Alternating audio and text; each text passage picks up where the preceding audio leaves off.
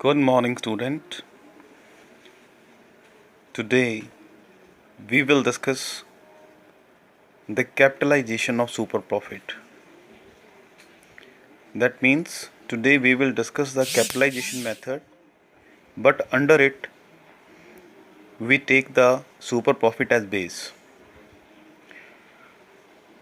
It should be noted down that in this method the buyer required to pay the extra amount of investment to earn the super profit, right? Means इस method में जो buyer है अगर वो super profit कमाना चाहता है तो उसे एक्स्ट्रा इन्वेस्टमेंट पे करनी होगी। इस क्वेश्चन में राजी आपको गुडविल निकालने का फार्मूला याद रखना है।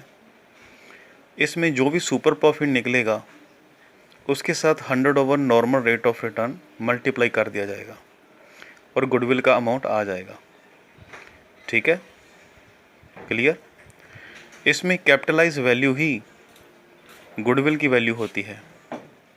ठीक है, और हमें कैपिटलाइज वैल्यू में से एक्चुअल कैपिटल इन्वेस्टमेंट माइनस नहीं करनी होती जैसे कि एवरेज प्रॉफिट मेथड में होता है। ठीक है,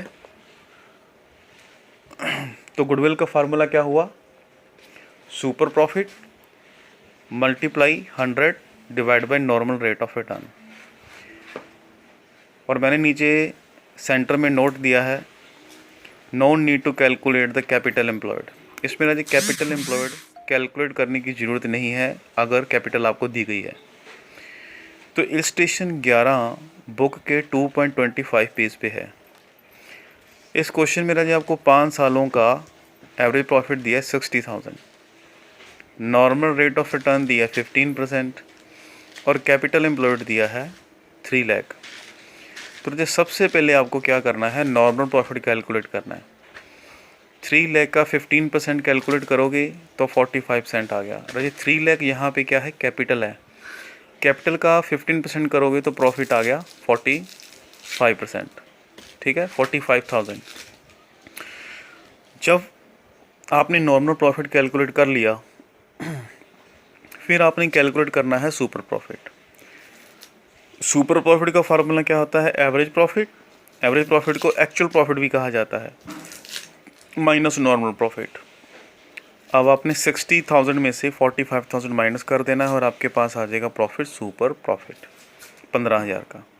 और जो 15,000 के सुपर प्रॉफिट को आपने बेस बनाना है और इसकी कैपिटलाइज वैल्यू निकालनी है।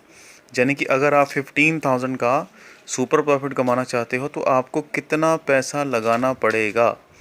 आप प्रॉफिट के बेस पे आपने कैपिटल निकालनी है, इसलिए फार्मूला रिवर्स हो जाएगा। फार्मूला क्या बन जाएगा?